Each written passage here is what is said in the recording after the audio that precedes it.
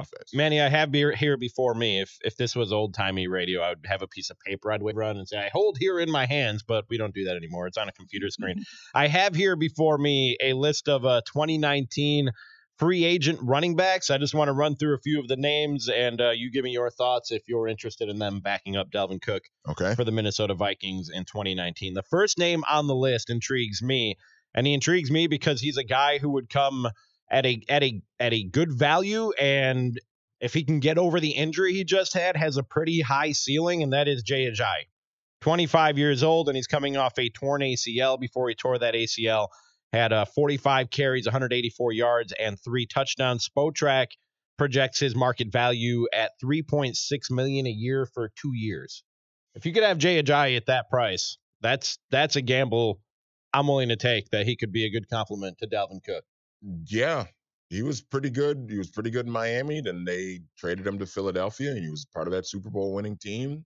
I like Jay Ajayi. That's a guy. He's a guy with number 1 running back talent who you could stash away at number 2 and let him get healthy. And once he is 100%, you have a pretty potent 1-2 punch at running back between Dalvin Cook and Jay Ajayi. If Ajayi is your number 2, I think you're doing all right. C.J. Anderson of the Rams, he's sort of bounced around the league and had success here and there in spurts, but hasn't ever really been consistent. He did finish up the year with back-to-back 100-yard games, followed by a 100-yard game in the playoffs against the Cowboys. And he's a hired gun. He's willing to go anywhere that they're willing to pay him. Are you at all interested in C.J. Anderson, Manny? For the entertainment side of it, yes, because I love watching him run. Because he's like kind me. of he's the bowling ball type of guy. Big boy athlete. Yeah. Like my fascination with Williams Astudillo. Yes. Okay. Yes, very much so. But you know what? He was productive for the Rams when Todd Gurley was not able to be as productive. And C.J. Anderson stepped in and did a pretty nice job for them. So yeah, I'd be intrigued by that. With C.J. Anderson, I wonder how much of his success in the NFL has just been a coach and the most recent one being Sean McVay catching lightning in a bottle with the guy. You know what I mean? Sure. And knowing, I think that's fair. Knowing just the right way to use him, knowing just how much to use him. And I don't know that I necessarily trust the Vikings offensive brain trust to handle C.J. Anderson as adeptly as Sean McVay and his staff did. I do, though, because of Kubiak. Okay. And C.J. Anderson was if I'm not mistaken, he was in Denver when Kubiak was the head coach there, if I'm not mistaken. Was he? Because was he on that Super Bowl team that won with Manning? I don't know if he was, but Kubiak stuck around after that as an offensive advisor. Yeah. So one way or another, Gary Kubiak had some hand in the success of C.J. Anderson when he was in Denver. We can skip past Le'Veon Bell, right? Yeah, okay, that's not going to happen. Alfred Bell of the Houston Texans, 6'2", 223, 27 years old. He has over 2,400 yards and rushing and over 400 yards receiving in his 5 seasons with the Texans. Alfred Blue do anything for you, Manny? Yeah. I guess he's that was the most unenthusiastic I've ever heard you. He's just kind of a guy, right? Okay. I mean, he's always just been kind of a guy. Right. I've seen him play a little bit, but I'm not going to pretend to be an expert, but he's just kind of a guy. All right. Just a guy. I have 2 more names I want to run by you. Okay. This next one is probably my favorite in terms of functionality. The last one is probably my favorite just in terms of stirring the pot and making people upset. Tevin Coleman, the Atlanta Falcons running back, 6'1", 205, 25 years old.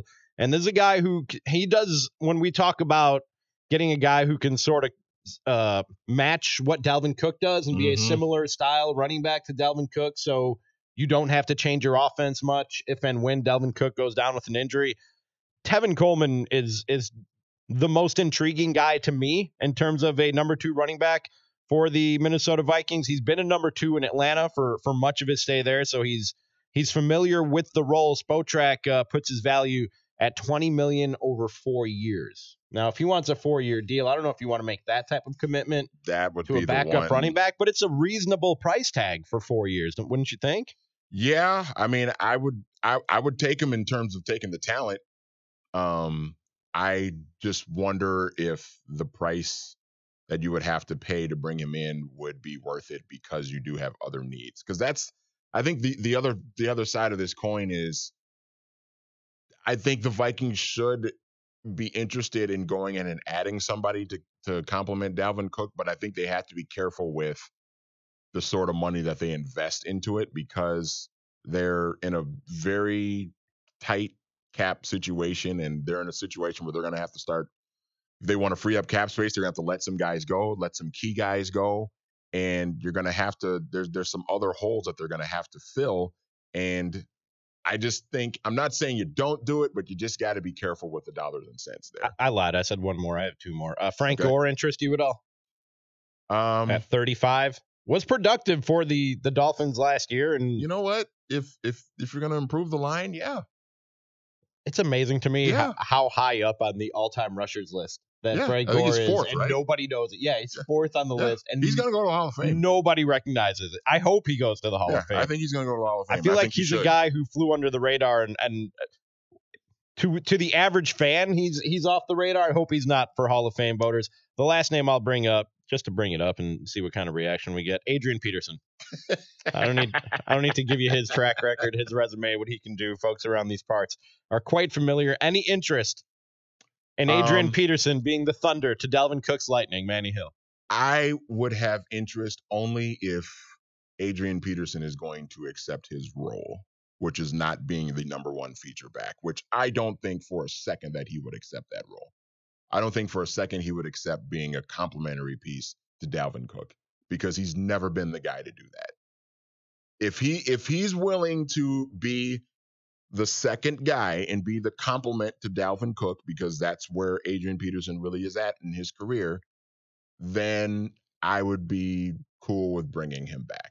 But if he's going to come back and think that he's supposed to be the guy and thinks that he's supposed to be the 1,500-yard bell cow running back that he was here for almost a decade, then he is severely mistaken. And if that's the case, then I want no parts. And when we talked about this a few weeks ago, Terrell Davis said on NFL Network that the Vikings should bring Adrian Peterson back home. So it was a topic of conversation here on Purple Daily with me and Judd.